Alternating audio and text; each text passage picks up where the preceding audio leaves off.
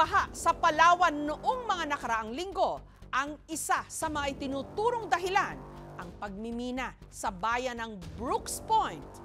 Ang epekto ng pagmimina sa kalikasan, timbangin po natin.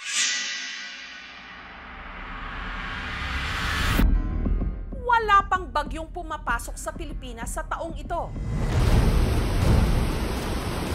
Yung tubig ay nagre-route, doon na siya napunta. Ayan, stranded na yung mga sasakyan. Pero ang probinsya ng Palawan, kota na sa baha. Dahil kasi sa malakas na pag-uulan nitong mga nakaraang linggo, makailang beses lumubog ang ilang bahagi ng probinsya.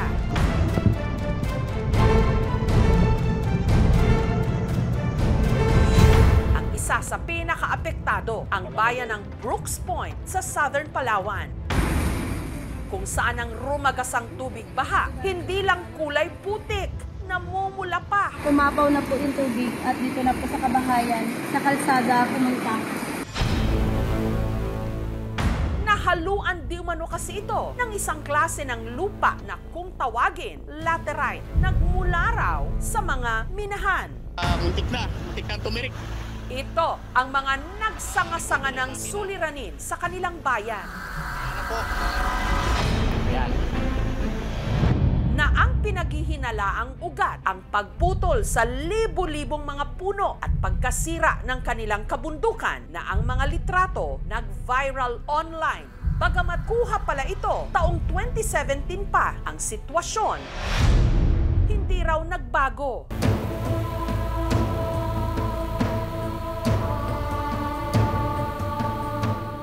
Epekto raw ng isang napakalaking industriya na bagamat nagbibigay ng trabaho sa mga residente rin dito at kita sa ekonomiya lokal at nasyonal, unti-unti namang sumisira sa kanilang likas yaman. Minus na talaga yung isda dahil dun sa sa putik na pula.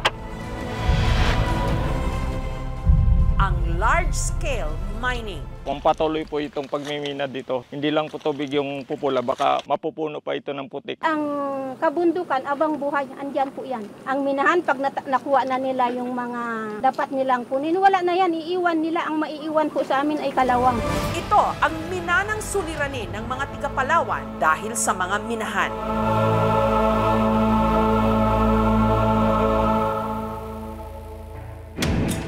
Huwebes, lumipad ako ng Palawan para siyasatin ang mainit na usapin sa probinsya.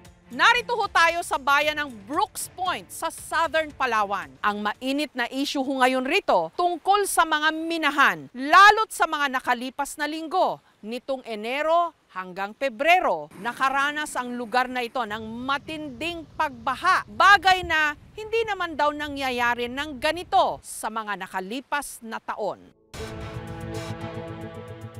Sa isla ng Palawan, matatagpuan ang pinakamalaking nickel mine sa bansa. Ang nickel, isang metallic substance na pangunahing sangkap sa paggawa ng bakal, baterya, barya, pati na mga electric vehicle. May 6 na aktibong minahan ngayon sa probinsya. Isa sa mga ito nag-ooperate sa bayan ng Brooks Point. 80% ng operasyon ng minahan dito nasa protected area, ang MMPL o ang Mount Mantalingahan Protected Landscape, habang ang natitirang 20% naman nasa labas ng protected area. Last frontier ang matagal ng tawag sa Palawan. Sa mahaba pero makitid nitong lupain, maraming uri ng hayop at halaman na dito lang makikita. Pero sa nakalipas na mga dekada, ang dalisay nitong kalikasan nahaharap na sa maraming banta. Ngayon lang ho nangyari yung pagbaha. Simula po ako sinilang na dito at nagamalay. May mga baha naman po, pero walang pong kasamang kulay pula. Pumapaw na po yung tubig at dito na po sa kabahayan, sa kalsada pumunta. Bakit po kaya ganon? Malamang din po kasi dahil po sa dami ng punong pinutol sa taas, Kaya po pag umulan, pag binabagsakan po ng tubig ulan, lahat po ng mga latak po noon ay bababa. So sigurado ho kayo na galing sa minahan po itong laterite? Galing po talaga ito? sa bundok po yan. Ang laterite, isang klase ng lupa na mayaman sa iron at aluminum. Nakukuha ito ng mga minahan kasabay ng pagmina nila ng nickel. Tinatawag din itong pulang lupa in local terms. Naturally, kung kaunting amount lang naman ang na-expose, hindi dapat ito nakakasama. Pero kung halimbawa may human activity, maaari itong makasama. Tagal na hong issue ng minahan dito sa inyong lugar. Ano hong sentimiento nyo rito? Nalulungkot lang po ako sa aming mga opisyal. Tinitignan nila yung ilang tao na makikinabang, pero hindi nila tinitignan ano po yung magiging dulot nito sa mamamayan. Sila lang naman po talaga yung gaganda at ayos ang mga kumpanyang yan, pero kaming mga maliliit, kami naman talaga yung laging talo at kaming apektado. Apektado rin sa operasyon ng mga minahan sa Brooks Point ang hanap buhay ng mga residenteng umaasa sa dagat, katulad ng mangingisdang si George. Kamusta po ang huli nyo ngayon? Yan ang huli namin. Dati hindi ganyan. Ilang oras nyo nakuha to? 2 area ko ng lambat ko po, ma'am. Puno dati to? Puno yan ito. Paano ho kayo ngayon? Wala magawa ma'am. May bibenta nyo pa ba ito? Ulam na lang. Ulam na lang siyempre. Anong Ngayon, naisip nyong dahilan? Bakit ganito po? Putik talaga, ma'am.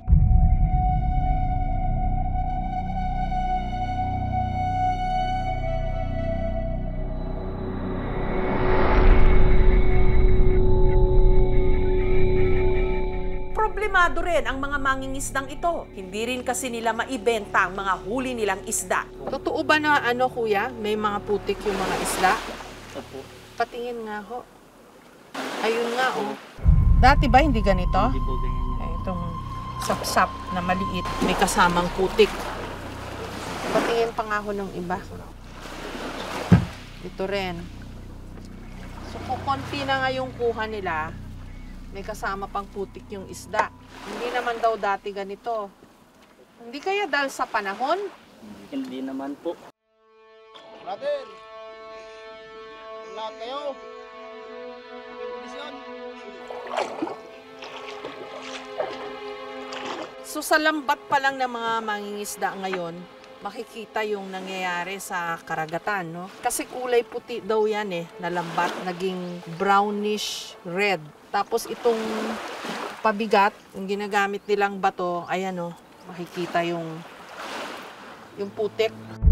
Ano naiisip niyo hong dahilan?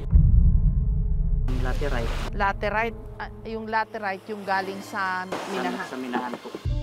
Ang kanilang dati puting dalampasigan namula na dahil sa tambak na laterite na iniluluwa di umano ng minahan. Si Moharen, meron daw dating lobster farm sa Brooks Point. Unang-una doon kami naghahanap buhay dahil yung area po na yun, doon din kami nangunguha ng sales, yung kadkad na tawag namin. Kumikita raw siya ng 50,000 kada buwan sa negosyong ito noon. Minalas na nga lang daw nung nasa tapat mismo ng kanyang lobster farm ang ipinatayong pantalan, pati ang ginawa niyang lobster trap na tambakan ng lupa. Masakit para sa akin yun dahil nakita ko na lang tinatambakan na. Ang sabi pa nila sa amin, bawal magkuha ng picture, bawal mag-video. Sabi ko, anong dahilan? Dahil amin to mula nung pa namin mga ninuno. Ang negosyo ni Moharem nalugi tuloy hanggang napagdesisyonan na lang niyang magsaka.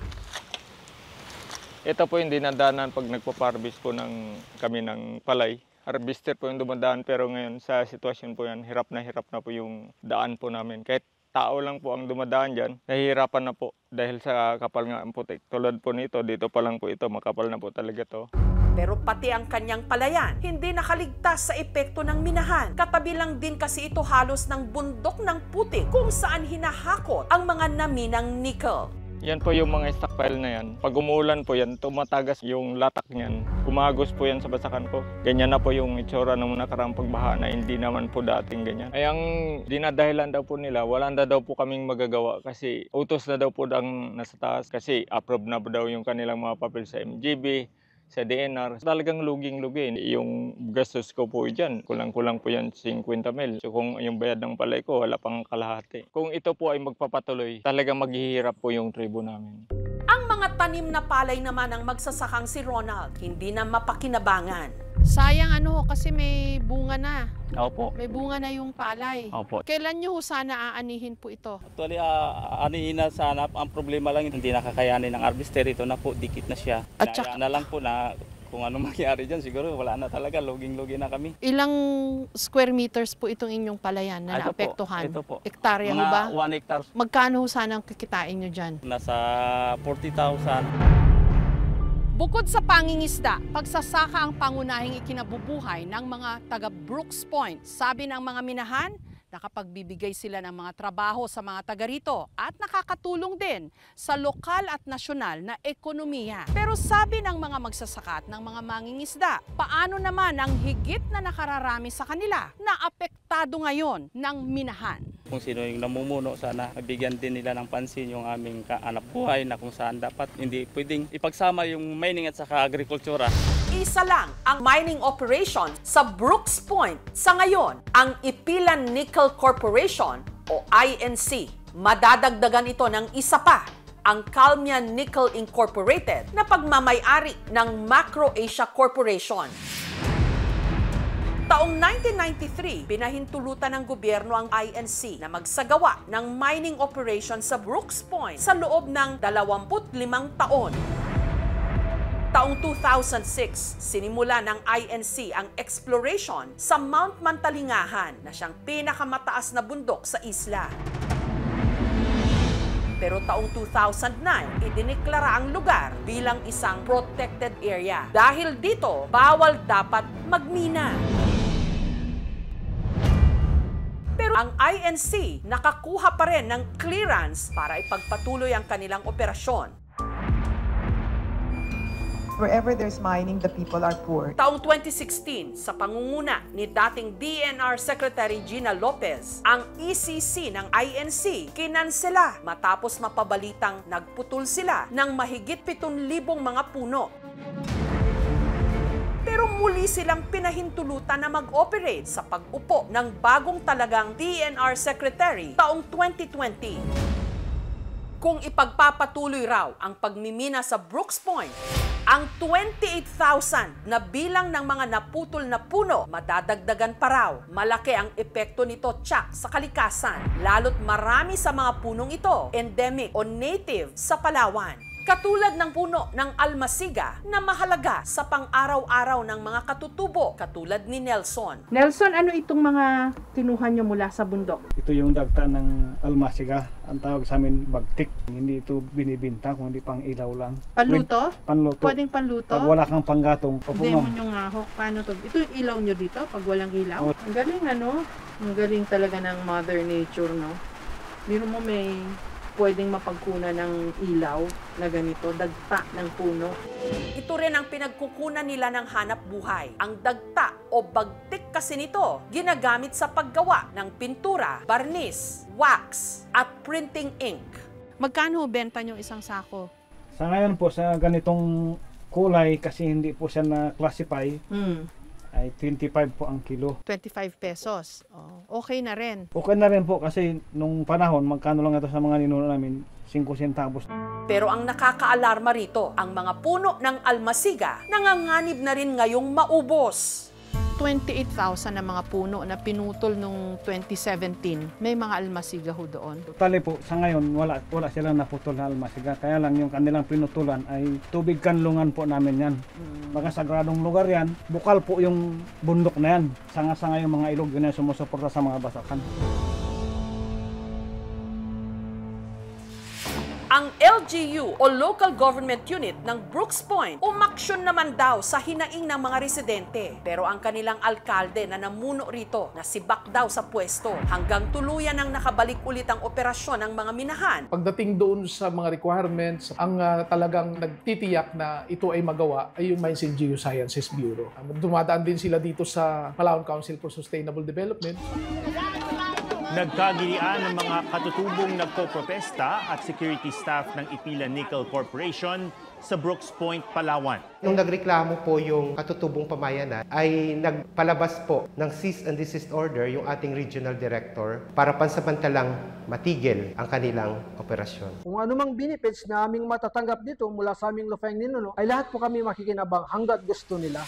Ang Korte Suprema nag-issue rin ng writ of kalikasan sa DENR, sa Mines and Geosciences Bureau o MGB at sa Ipilan Nickel Corporation. Pero ang kaso, ibinasura nito lang nakaraang taon.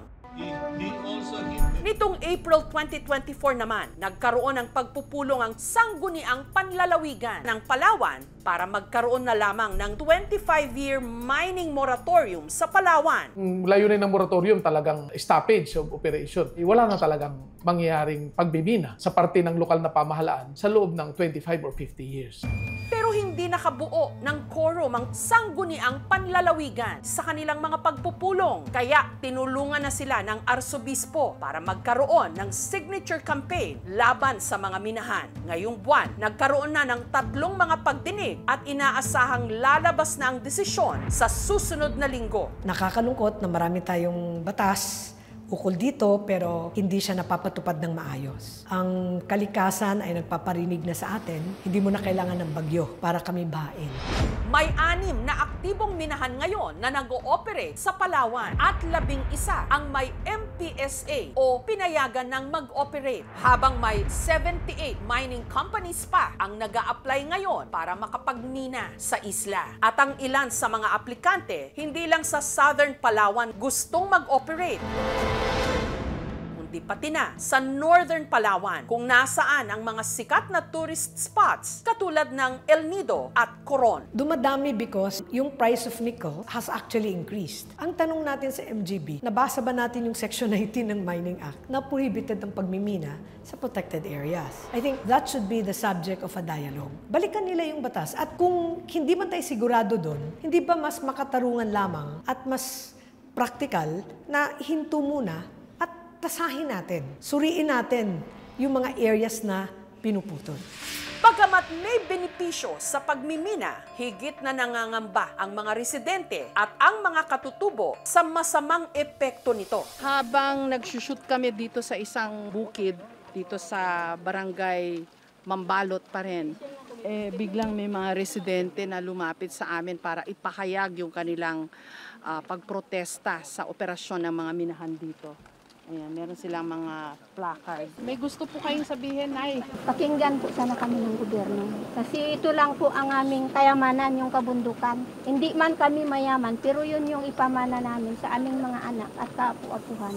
Ang sabi nila po, nakakatulong yung minahan dahil merong iskolar. Ang tanong hanggang kailan? Kasi ang kabundukan, abang buhay, andyan po yan. Ang minahan, pag nakuha na nila yung mga dapat nilang kunin, wala na yan, iiwan nila. Ang maiiwan po sa amin ay kalawang. Yun po, kaya po kami lumalaban. Marami pong pumabor sa mga katutubo na payagan ang Ipilan Nickel Corporation na magkaroon ng operasyon sa aming ancestral domain. So yung benefits po, katulad po ng naming mga katutubo na makapag-aral po yung aming mga anak at makatulong po sa kanilang magulang, makatulong din sa kanilang mga kapatid, masasabi po natin sustainable yun. Sabi naman po ng mga kinaukulan na naka-apekto na po yung pagbibina sa kabila po ng benepisyo na pina-implement namin, ay tanggap naman po namin. Hindi namin kampihan yung Ipilan Nickel Corporation.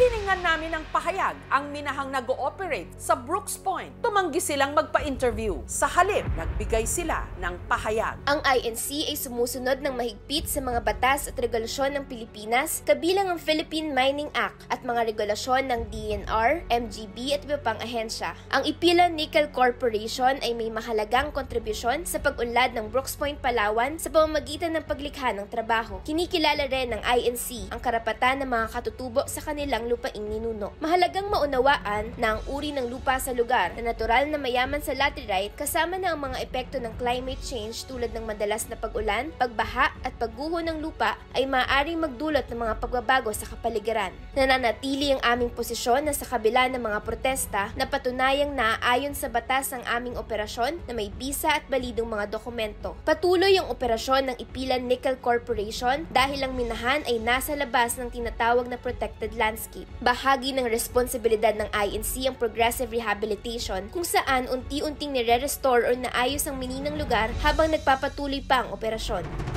Nakakadismaya at nakakalungkot na pinayagan ang pagmimina, including cutting of trees in an area which is supposed to be protected under the Strategic Environmental Plan for Palawan.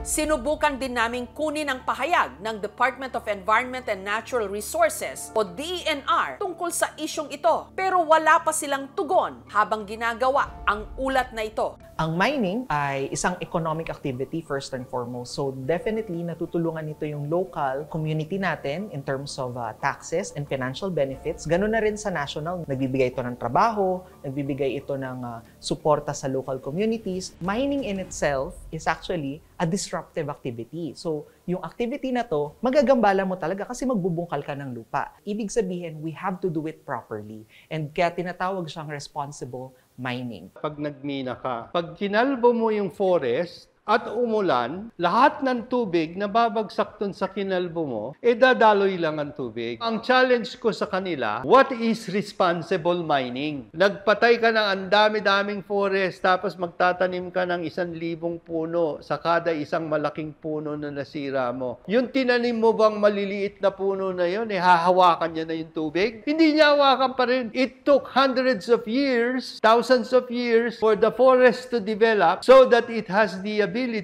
ecological function that it can retain water. Yung forest ecosystem, yan yung tagasala ng hangin natin. Ang mga gubat din natin, yan ang ating airbags sa panahon ng bagyo. Long game ang restoration. Hindi pwedeng 1 million seedlings planted in one day globally, hindi nag-work. If nature is not okay, we will never be okay. Ginagalang natin na may trabaho, may scholarships. At yung sinasabi nila na, kung ayaw nyo ng mina, di wag kayo mag-cellphone. Hindi naman kami against mining per se. But mining should be prohibited in areas like Palawan. Kasi may espesyal yan na katangian. Last ecological frontier yan. Ang pamalaan naman ay pwede namang maghanap ng mga alternatives because Brooks Point has been able to survive as a first-class municipality. That because of mining.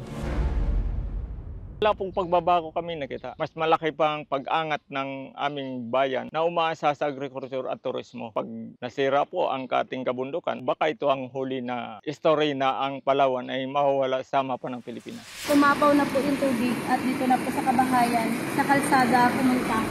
Sana ang ulat na ito, sana mahukay pa ng mas malaliman. Sapsap na maliit, may kasamang putik. Ang pagtalakay sa isyu ng mga minahan sa Palawan para hindi ito tuluyang mabaon na lang sa putik.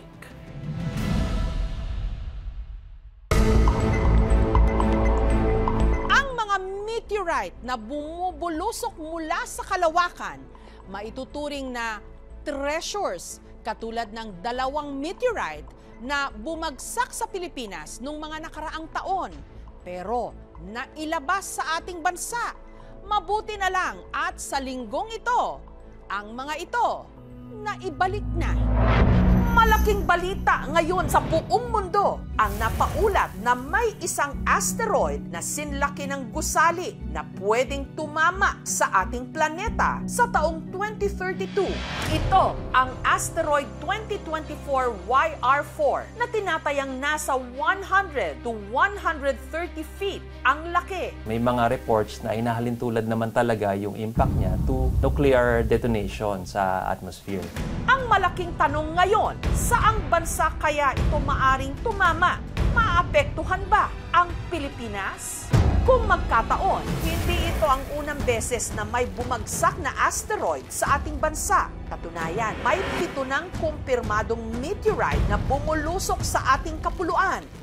Ang Pampanga meteorite bumagsak taong 1859 sa bayan ng Mexico sa Pampanga. Paitan meteorite naman sa Ilocos Sur taong 1910, Calivo meteorite sa Aklan taong 1916, Pantar meteorite sa Lanao del Norte taong 1938, at ang mahigit 2 milyong taon ng Bondok meteorite na natagpuan sa Bondok Peninsula sa Quezon Province noong 1956, Orconoma meteorite sa Oriental Mindoro taong 2011, At ang pinakahuli sa listahan, ang Pongo meteorite na bumagsak naman sa Cagayan Valley taong 2022 lang. Ang mga meteorite na ito napunta sa iba't ibang bahagi ng mundo. May nakadisplay sa mga museum habang ang ilan itinago ng mga pribadong kolektor. Ang mga bato kasing ito mula sa kalawakan, hot item. Depende rin ito sa scientific value or kung may istorya itong dinadala. Yung mga meteorites na galing sa buwan, minsan umaabot ito from $1,000 to even $30,000 per gram. 30,000 is about 1.5 million pesos per gram. Higit pa sa halaga ng ginto. Pero sa mga nakalipas na buwan, may isang grupo na nakatunton sa dalawang matagal ng pinaghahanap na meteorite na bumagsak sa Pilipinas. Tinangka nila itong ibalik sa bansa para muling mapagsama-sama ang 7 Philippine meteorites. Magtagumpay kaya sila? Marami ang nababato-balani sa mga batong ito. Kabilang na ang geologist at geoscientist na si Christian na may hawak daw na fragment o piraso ng 4 sa 7 Philippine meteorites. Kabilang sa koleksyon niya ang fragment ng Orconuma meteorite. Ito yung nakita ng 3 farmers sa Oriental Mindoro. Matatanda ang taong 2019, unang naitampok dito sa KMJS ang mga magsasakang sina Eric, Fredo at Edgar na nakapulot ng bato sa isang bakanteng lote sa barangay Orconuma sa Bungabong Oriental Mindoro taong 2011 na pinaniniwalaan nila isang meteorite. Kalaunan na ibenta nila ang bato sa isang meteorite collector mula sa Amerika na si John Higgins sa halaga 580,000 pesos lang. Ang napapunta sa amin ay 290,000. Hanggang sa nabalitaan na lang nila na ang napulot nilang bato nasa Meteoritical Bulletin Database na ng international organization na the Meteoritical Society. Ang bato, kumpirmadong meteorite nga. Pero nagulat sila sa totoong halaga nito. Nagkakalaga ng 8 million. Talaga po, hinayang na hinayang po talaga kami. Ang bato namang ito mula raw sa pinakaluma at pinakamalaki sa 7 Philippine meteorite, ang Bondoc meteorite. Based sa study, around 2.5 million years ago, bumagsak siya dito sa Philippines. So wala pang tao dito sa Philippines noon. And nakita lang siya 1956. So kaya nung nadiskubre siya, makalawang na.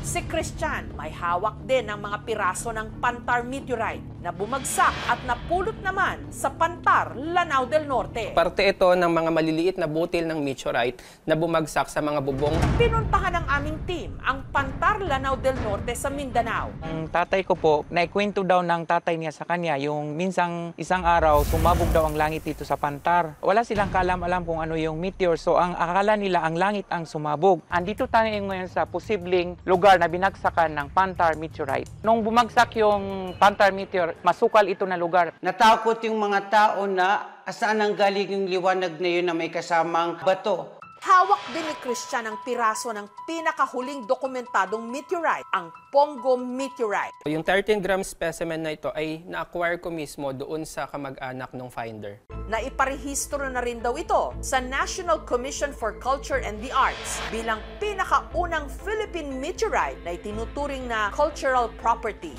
Ang koleksyon ni Christian ng meteorites nakalagay sa mga container box. So kapag more than 70% na yung humidity sa room temperature, kino-close na namin yung container box para mabawasan yung chance na kalawangin yung meteorite. Pero may kulang pa si Christian na 3 specimen ng Philippine meteorites. Pinaghahanap pa kasi ito hanggang ngayon. Isa sa mga ito, ang Calivo meteorite na ang bigat tinatayang aabot ng 2.4 kilos at ang Pampanga meteorite na ang pagbagsak taong 1859 na ilathala pa raw sa dyaryo. Nakuha namin ang kwento sa isang old Spanish newspaper, La Ilustración Filipina yata ang title, 1859, na bulabog ang buong Pampanga. Meron daw napakalakas na sound. Sa likod po ng simbahan ng Santa Monica, bumagsak ang meteorite. Ang meteorite na-recover pa raw noon. Finoward na meteorite na yon sa Manila, binigay sa Governor General. Mula doon, pinadala sa Madrid. Ang Paitan meteorite naman, na sinasabing bumagsak sa bayan ng San Juan sa Ilocos Sur taong 1910. 1910 kasi nagkaroon ng appearance ang Halley's Comet. Karoon sila ng suspect na ang batong ito ay posibleng galing doon sa kometang ito. Sa pagsusuri ng laboratorio, napatunayan na hindi pala ito galing sa kometa, kung hindi galing ito sa isang asteroid. Nagtungo roon ang aming team. Ito karunuan at bimagsak nga bulalakaw nga kunay ni lilang ko kanday di inang ko nako bagbagadamit ay din ako nga adda bulalakaw nga hindi wala amo ha no indot pa nga. Meron tayong barangay na 32 dito sa San Juan pero wala kaming record na barangay pa ito. Ang paghahanap sa 3 nawawalang Philippine meteorites, misyon ngayon ng grupo ni na Christian, Melvin, Allen, Abraham at Hiro na nakabase sa Switzerland, ang Philippine Meteorite Repatriation Team. Sa team namin, magkakaiba kami ng professions. Pero may isa kaming commonality. Ito yung passion namin sa meteorites. Oo, siguro mga 5 to 8 years na rin na may mga collection din ng mga meteorite. Ako naman, nagsimula ako mag-collect ng year 2005. Hanggang taong 2023, ang grupo ni na Christian nagkaroon ng lead sa posibleng kinaroroonan ng Paitan meteorite na bumagsak sa Ilocos Sur taong 1910. Nalaman namin na may isang German collector and scientist na merong isang piece ng Paitan meteorite. So, kinontak namin yung German collector na ito. Nakipag-negotiate kami para lang maibalik yung Paitan main mass. Nalaman din namin na meron siyang Pampanga meteorite specimen. Kampante rin daw ang grupo na ang mga ito na nga ang hinahanap nilang mga meteorite. Kailangan munang sumailalim, hindi lang sa physical test, kundi sa laboratory analysis. Pero ang negosasyon para maibalik sa Pilipinas ang Paitan at Pampanga meteorites naging mapanghamon. Lagpas 1 taon ang pakikipag-usap namin sa German collector na ito dahil ayaw nga niyang bitawan. Gusto talaga nung German collector na pumunta kami personally. Kaya lang, yun nga, hindi naman ideal para sa aming 4 na pumunta sa Germany. So nag-tap kami ng mga kakilala namin sa ibang bansa para yun yung mag-represent sa amin sa pagkuha ng 2 meteorite specimens na ito. Matapos ang ilang buwang negosasyon, nitong Disyembre, ang Paitan at Pampanga meteorites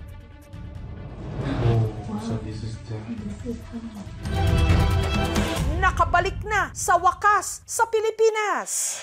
Naghintay tayo ng around 39 years para maibalik yung Paitan meteorite and 165 years naman for Pampanga meteorite. At sa isang pambihirang pagkakataon, ang Pampanga at Paitan meteorites kasama ang 4 pang Philippine meteorite specimen nito lang Sabado. 3, 2, 1! Ipinakita na sa publiko nang magkakasama sa isang mall sa Pasig City.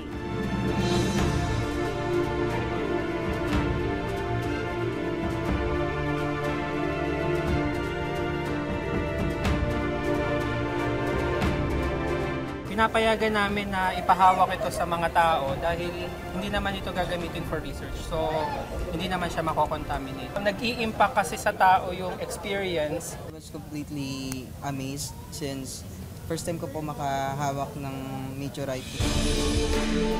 Kabilang sa mga nagpunta sa exhibit, ang kinatawan ng Santa Monica Parish at Tourism Office ng Mexico, Pampanga, kung saan sinasabing bumagsak ang Pampanga meteorite. Nakaka-proud po kasi yung bayan po namin nakilala sa international community sa larangan po ng science. We will coordinate with them naman. May exhibit sa Mexico. For a longest time, biro 100 plus years, wala tayong mga specimen nito. Ngayon, kahit na ordinaryong mga Pilipino na may interest po sa meteorites, may chance na po sila makita ito sa Pilipinas. Kagandang opportunity ito na to revisit yung progress ng scientific development sa buong bansa. May plan kami na mag-donate sa National Museum dahil ang National Museum free access yan. So, kapag may exhibit yan, mas maraming tao yung makakakita.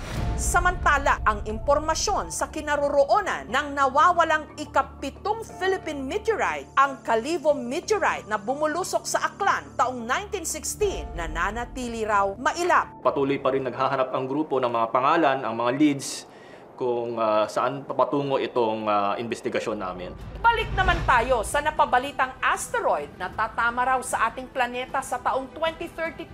Meron ba tayong dapat ikabahala? Yung pong probability na babagsak sa lupa ang asteroid na ito, nasa 3% yat. Bagamat may posibilidad, wala pang dapat ikaalarma kasi napakaliit din po naman talaga nung tsansa niya ngayon na tumama. May mga experts na nag-estima kung saan siya, yung tinatawag nilang risk corridor, no? Kung saan pwedeng mag-impact itong asteroid na ito. Sa ngayon po, wala po ang Pilipinas doon. Ilan lang ang mga bagay na nakamamangha, pwede rin maging mapaminsala. Mga bato sa kalawakan na sa pagbagsak sa kalupaan, gumagawa ng kasaysayan.